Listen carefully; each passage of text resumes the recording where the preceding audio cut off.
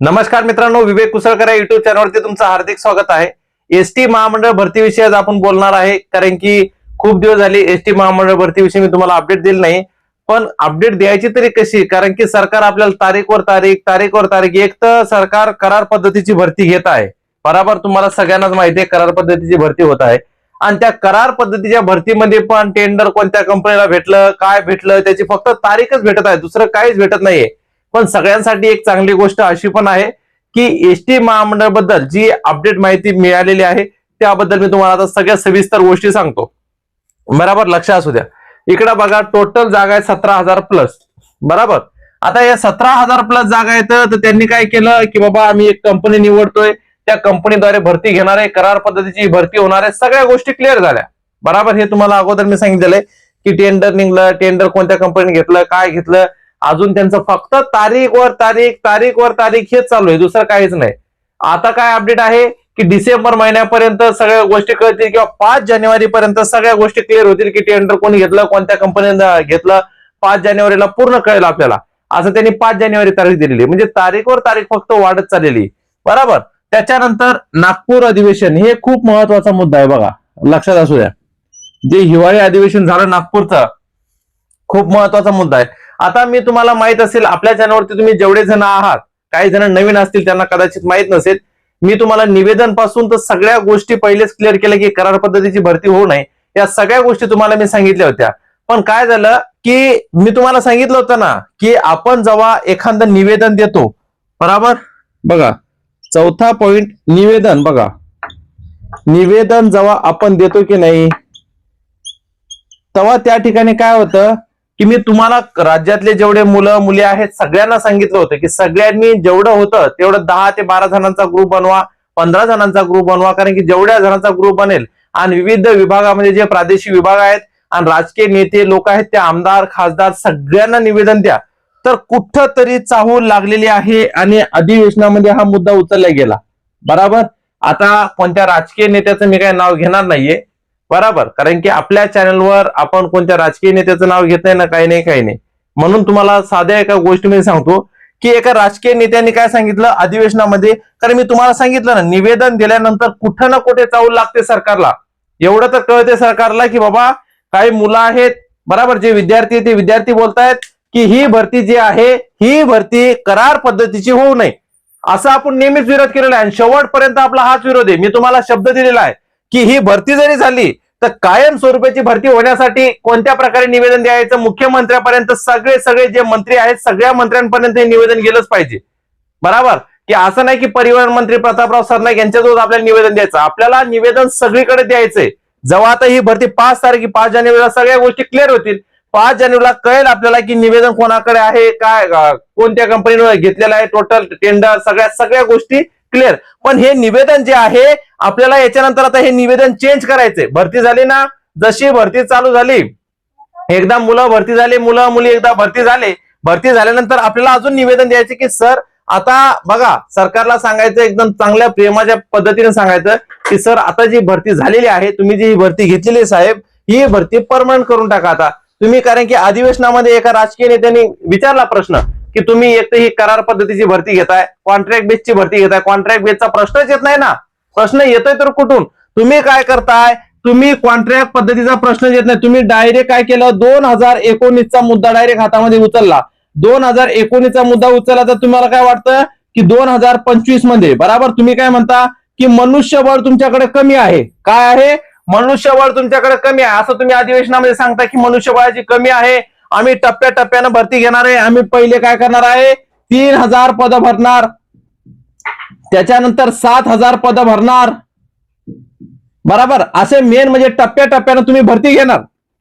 त्या भरतीला आमचा विरोध नाहीये, फक्त आमचा विरोध आहे की 3 वर्षानंतर जे आमचे भाऊ जे बहिणी लागतील या भरतीमध्ये, त्यांनी 3 वर्षानंतर कुठे जायचं, हा साधा प्रश्न आहे ना, की 3 वर्षाच्या नंतर त्यांनी जायचं कुठं काम करायचं त्यांनी त्याच्यानंतर। एक सरकारला हाच आपला सवाल आहे, दुसरं काही नाही की नाही बाबा तुम्ही दुसरीकडे त्यांना आरक्षण देताय का, की बाबा एवढ्या टप्प्यात यांनी 3 वर्ष करार पद्धतीनं काम केलंय तर आम्ही या भरतीमध्ये त्यांना प्राधान्य देतो किंवा याच भरतीमध्ये आम्ही त्यांना कायमस्वरूपी करणार आहे। आता तुम्ही अधिवेशनामध्ये सांगितलं काय, अधिवेशनामध्ये तुम्ही सांगितलं की कोणत्याही प्रकारे आणि आपण त्यांना परमनंट करण्याचा प्रयत्न करू. ज्या कंपनी भरती घेतात त्या कंपनीद्वारेच आपण काय करणार आहे, परमनंट. तुम्ही म्हणता सर्व बरोबर. अगोदर पण तुम्ही काय म्हटले, अगोदर पण तुम्ही 17,000 प्लसच्या जागा एवढ्या निघणार जेवढ्या आम्ही भरणार, सरळ त्यांनी सांगितलं परिवहन मंत्र्यांनी. त्याच्यानंतर एक हप्ता नाही झाला की डायरेक्ट सांगितलं की टेंडर निघलो, डायरेक्ट टेंडर निघलं, करार पद्धतीची भरती होणार, डायरेक्ट सांगितलं. मग विश्वास कसा ठेवायचा? म्हणून मी मुलांना मुलींना सगळ्यांना एकच गोष्ट सांगत असतो की या राजकीय लोकांना आपण तवा धडा शिकू शकतो कधी माहितीये का, जेव्हा निवडणुका असतात ना, हे आपल्या दारात येतात त्या दिवशी विचारतात बरोबर की बाबा तुम्ही आम्हाला सपोर्ट करा, आम्ही तुम्हाला नोकऱ्या, बेरोजगारी सगळ्या गोष्टी हटवू. पण आपण निवडणूक पार पडल्यानंतर जेव्हा यांच्या दारी जातो ना, हे आपल्याला विचारणार पण नाहीत. यांच्याकडे येण्यासाठी अपॉइंटमेंट लागते, सगळ्या गोष्टी, सगळ्या प्रक्रिया लागतात. असं नाही की डायरेक्ट तुम्ही जाऊन भेटू शकता, असं बिलकुल नाही होत. सगळ्यांनी लक्षात असू द्या. मी जेवढं होतं माझ्याकडून तेवढ्या गोष्टी केल्या, पण मी तुम्हाला शेवटपर्यंत सांगतो, शेवटपर्यंत आपलं जे आहे या भरतीमध्ये जे बहीण जे भाऊ सिलेक्शन होणार आहात त्यांना मी सगळ्यांना सांगतो, याच्यानंतर तुमची एकदा भरती झाली, या 5 तारखेला आपल्याला सगळं क्लिअर होईल, 5 जानेवारीला. त्याच्यानंतर आपल्याला सगळ्या गोष्टी अपडेट भेटतील, सगळे टोटली, की बाबा नाही या भरतीविषयी जे आहे ही भरती परमनंट कशा पद्धतीची होती आपण ते प्रयत्न आता करणार आहोत. पण त्यांना एवढं कळालं ना, मी तुम्हाला काय सांगितलं, एकदा निवेदन पोहोचलं बरोबर. सर्वात महत्वाची गोष्ट, हे निवेदन जे आहे ना एकदा त्यांच्यापर्यंत पोहोचले, त्यांच्या कानावर आलेलं आहे, सरकारला कळालं की निवेदन सगळीकडे दिलेलं आहे बरोबर. निवेदन सगळीकडे दिलंय, सरकारला हे कळालंय, सगळ्या गोष्टी सरकारला कळालेल्या आहेत. निवेदन दिलेलं आहे, मुलांनी निवेदन सगळीकडे, ज्या ताईने ज्या भावाने सगळीकडे निवेदन दिलेलं आहे. कारण की मी आरडा ओरडा म्हणजे एवढं का की ही खरार पद्धत 2019 पासून घुसली नाही याच्यामध्ये, आणि तुम्ही त्याचाच फायदा घेऊन काय करताय, तुमचं सरकार बदललं 2019 ते 21 मध्ये सरकार बदललं, लॉकडाऊनच्या नंतर डायरेक्ट सरकार बदललं. तुम्ही काय केलं मग, 19च्या मुलांना तर पहिली गोष्ट तुम्ही परमनंट केलं पाहिजे बरोबर. त्याच्यानंतर हे जे आता 25चे जे तुम्ही भरती काढणार आहात, तुम्ही म्हणता मनुष्यबळाची कमी, मग मनुष्यबळाची कमी आहे तर तुम्ही काय करणार आहेत, 3 वर्ष झाले की जे आमचे काम म्हणजे जे मुलं मुली कामावर येणार आहेत बरोबर, काम करणार आहेत, त्यांना तुम्ही कामावर काढून टाकणार करायचे. मग त्यांनी काय करायचं, त्यांनी कोणाच्या तोंडाकडे बघायचं, एक साधी गोष्ट आहे ना. म्हणून तुम्हाला सगळ्यांना सांगतोय की बाबा ही आता भरती होऊ द्या, हे टेंडर, या टेंडर विषयी कसं आहे की तारीखवर तारीख भेटत आहे आपल्याला, दुसरं काहीच नाही, फक्त तारीखवर तारीख, दुसरं काहीही नाही. आणि तुम्हाला सांगितलं असेल खूप जणांनी या कंपनीला टेंडर भेटलं, त्या कंपनीला टेंडर भेटलं, अजून ते क्लिअर झालेलं नाही, एकदा क्लिअर होऊ द्या. कारण की ज्या अप्रेंटिस पदाच्या ज्या जागा निघलेल्या आहेत छत्रपती संभाजीनगर असेल, विविध ठिकाणी आहे का नाही, ज्या जागा निघलेल्या आहेत त्याच्याविषयी पण मी व्हिडिओ टाकलेला आहे आपल्या चॅनलवरती, तुम्ही तो व्हिडिओ बघू शकता. पण एवढ्याशा जागा किंवा अशा थोडक्यात जागा निघून असं होणार नाहीये, खरंच सांगतो मी तुम्हाला.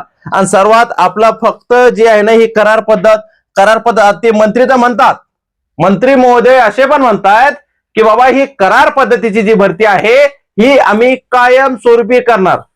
कायमस्वरूपी कशी करणार भाऊ, मला तुम्ही सांगा. 3 वर्षाचा तुम्ही करार लिहून घेताय त्यांच्याकडून, आणि त्या करारामध्ये तुम्हाला त्यांच्याकडून 3 वर्ष अनुभव पाहिजे. किती? 3 वर्ष अनुभव पाहिजे. कशाचा? ड्रायव्हर पदासाठी 3 वर्ष तुम्हाला अनुभव पाहिजे की नाही बाबा. चालक पदासाठी तुम्हाला 3 वर्ष अनुभव पाहिजे. वाहक पदाचं ठीक आहे, तुम्ही परीक्षा घेणार, सगळ्या गोष्टी तुम्ही घेणार असं म्हणता.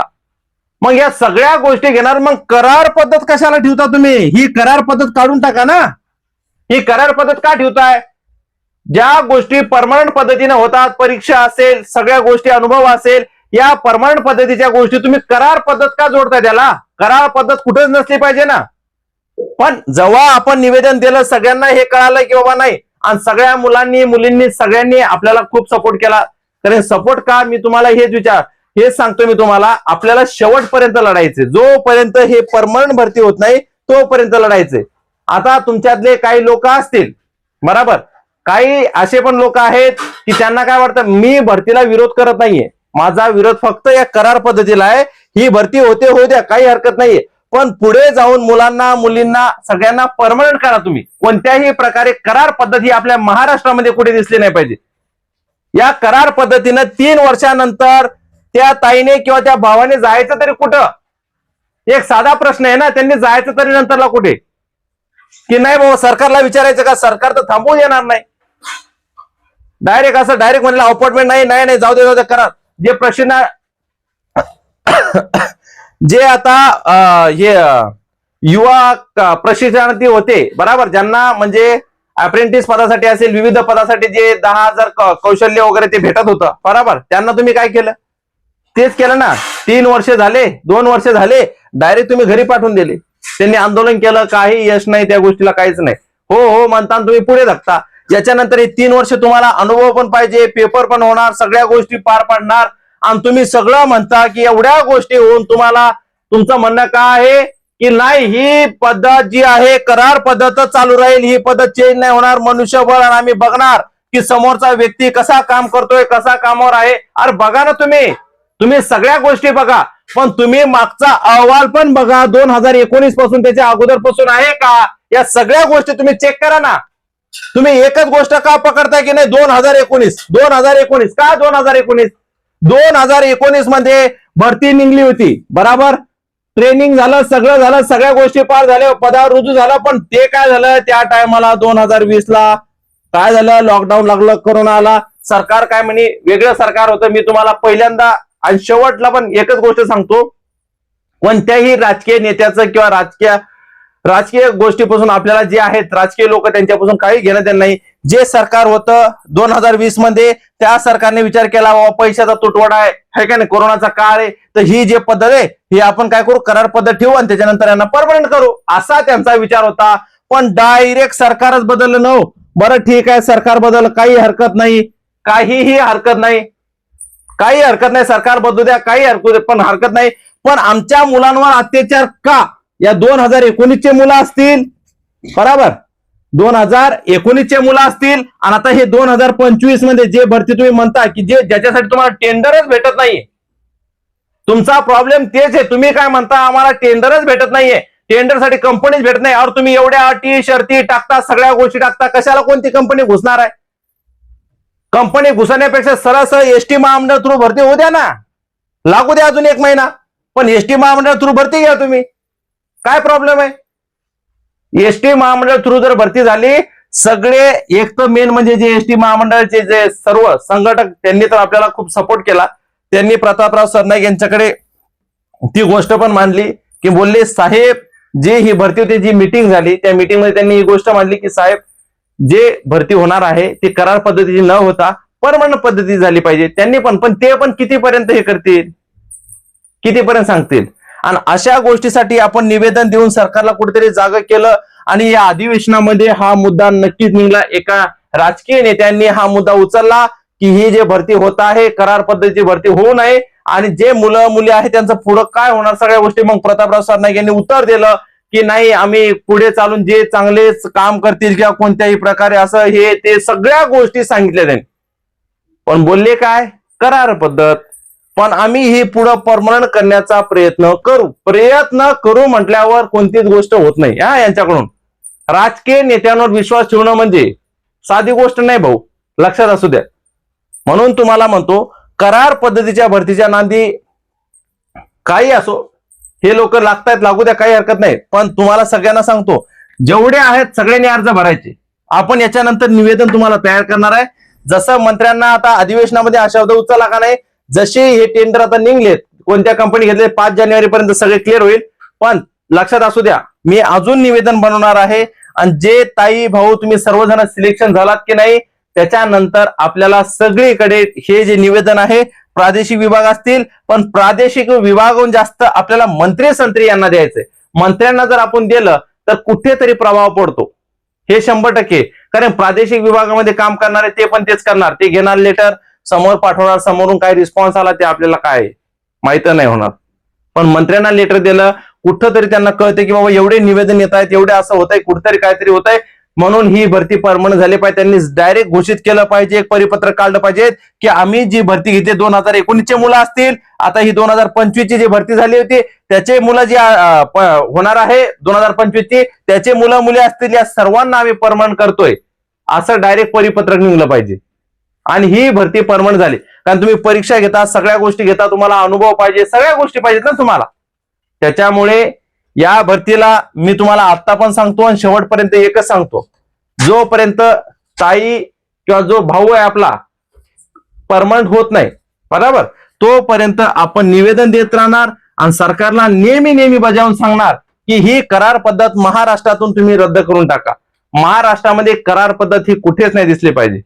ओके, म्हणून सगळ्यांना विनंती आहे की तुम्हाला जर हा व्हिडिओ आवडला असेल, माझ्या चॅनलवरती तुम्ही ऑलरेडी नवीन नसाल असं पण मला गॅरंटीच आहे, 100% गॅरंटी, पण जे नवीन असतील, जी ताई किंवा भाऊ नवीन असतील, त्या सर्वांना विनंती आहे की तुमचा जर मला सपोर्ट जेवढा आहे, तुम्हाला सगळ्यांना माहिती आहे एसटी महामंडळाची भरती असेल किंवा विविध भरतीविषयी मी तुम्हाला सर्वांना माहिती नेहमी देत असतो, पण जोपर्यंत आपल्याला जो माहिती येत नाही तोपर्यंत मी सगळी अपडेट माहिती देत नाही.